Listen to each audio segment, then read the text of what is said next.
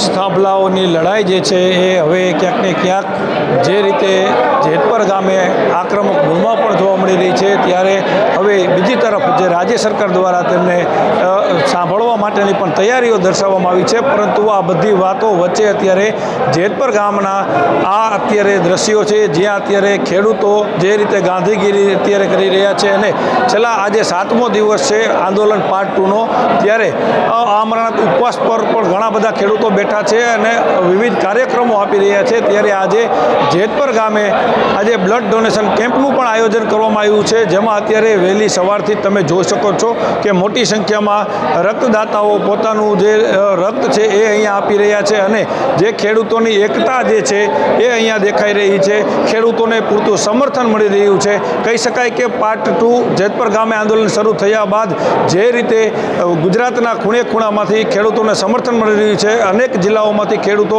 દરેક જાતિ ધર્મ ભૂલી અને ખેડૂત બની અને ખેડૂતની વારે અત્યારે આવ્યા છે અને જેતપર ગામે સતત લોક ડાયરાઓ હોય, રામધૂન ભજન હોય સહિતના કાર્યક્રમો યોજવામાં આવી રહ્યા છે। ત્યારે અત્યારે અહીંયા મોટી સંખ્યામાં રક્તદાન લોકો પણ કરી રહ્યા છે અને ખેડૂતોનું જે સમર્થન છે એ આપી રહ્યા છે। ત્યારે અત્યારે અહીંયા આયોજકો સાથે પણ આપણે ચર્ચા કરીશું।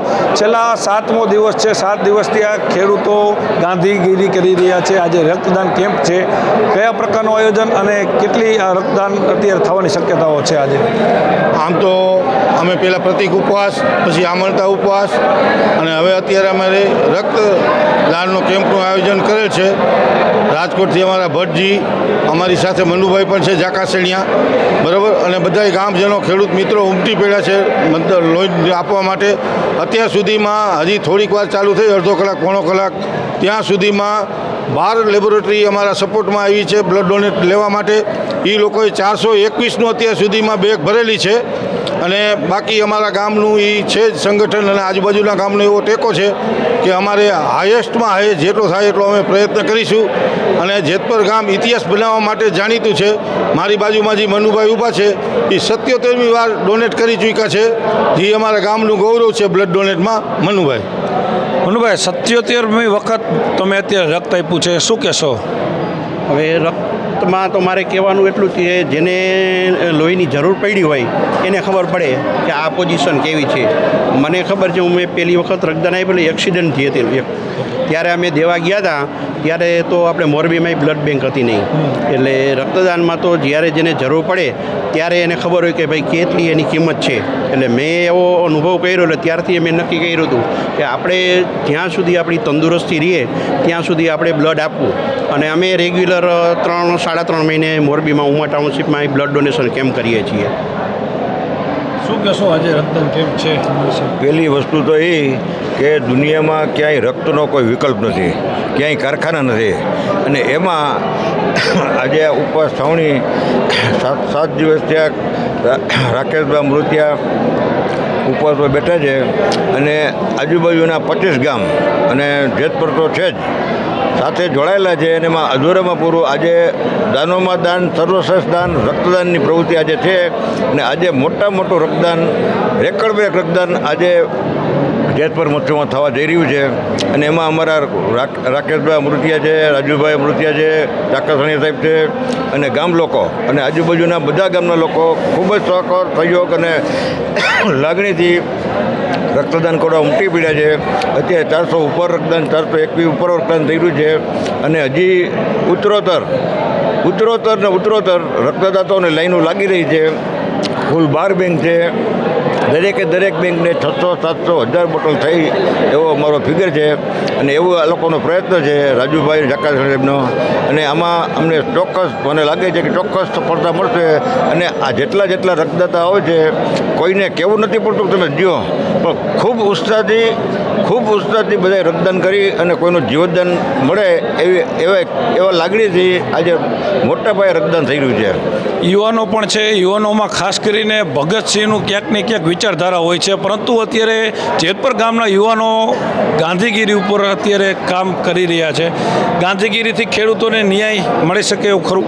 હા, કારણ કે મળે ન્યાય હંમેશા ગાંધીગીરીથી પણ મળે અને ભગતસિંહના રસ્તે પણ મળે. પણ સારું, જો ગાંધીગીરી હોય ને તો એ બેસ્ટ વિકલ્પ છે, કારણ કે એમાં કોઈને કોઈ નુકસાન નથી આવતું. બીજા રસ્તેથી તંત્રને આપણને બધી રીતનું નુકસાન આવે છે. એટલે ગાંધીગીરીથી ન્યાય મળશે અમને 100% વિશ્વાસ છે. અને હવે અન્નદાતારીઓ એ રક્તદાતા બન્યો છે, તો આ સંકલ્પ લીધો ને એમાંથી સરકારને પણ મેસેજ જશે કે ના, આ ખેડૂતો કાંઈ પણ કરી શકે છે, એટલે એને અમારો નિર્ણય 100% લેવો પડશે. ખાસ કરીને જે અત્યારનો નિર્ણય છે એ અહીંયા લેવામાં આવશે. અને હાલ જે રીતે ખેડૂતોની લડત છે એ હવે અત્યારે અહીંયા રક્તદાન કેમ્પ છે અને આગામી દિવસોમાં પણ આ જ રીતે કાર્યક્રમ ચાલુ રહેશે. શું કહેશો?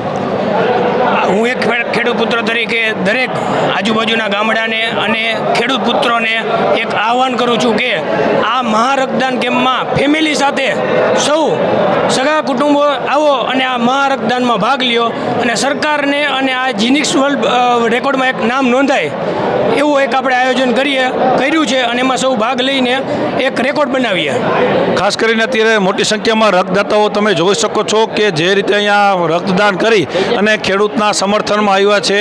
મહિલાઓ પણ છે અને જે ખેડૂત છે એ અહીંયા અત્યારે સવારથી જ આવી પહોંચ્યા છે. 12 જેટલી જે બ્લડ બેન્કો છે એમના સહયોગ થકી અત્યારે અહીંયા આ બ્લડ બેંક દ્વારાઓ અહીંયા કામગીરી કરવામાં આવી રહી છે. તો 400 યુનિટ જેટલા અત્યારે અહીંયા બ્લડ પણ એકત્રિત કરી દેવામાં આવ્યું છે.